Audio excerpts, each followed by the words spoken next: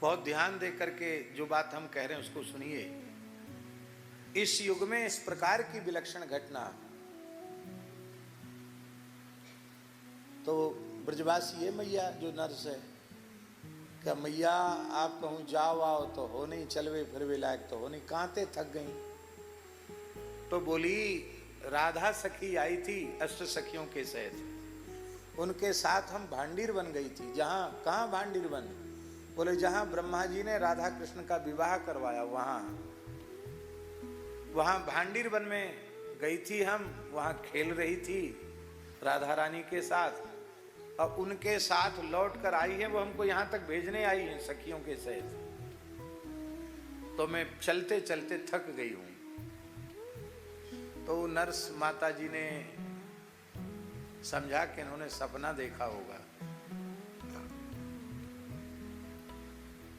तो वो उनसे बातचीत छोड़ करके सामने देख करके बोली कि अब तुम जाओ, अब तुम जाओ, तुम लोग चली जाओ। तो उन्होंने फिर पूछा किससे बातचीत कर रही हो? अरे बोले तुम्हें दिखता नहीं है, सामने राधा जी खड़ी है, ये तुंग विद्या खड़ी है, ये सुदेवी खड़ी है, ये रंग देवी खड़ी है, ये विशाखा जी खड़ी है। सखियों का नाम लेने लगी। उनको क्रमशः सखियों के नाम याद नहीं थे, सखियों के नाम लिए उन्होंने। फिर चरण से लेके और चंद्रिका तक राधा रानी के संपूर्ण श्रृंगार का वर्णन किया।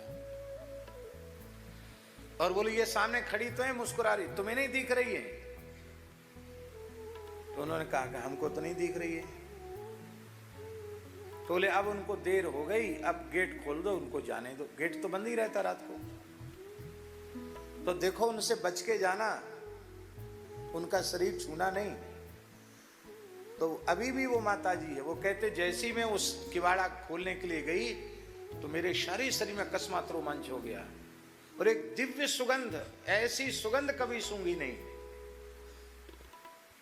हमको लगा कि कुछ दिव्य घटना यहां घटी है।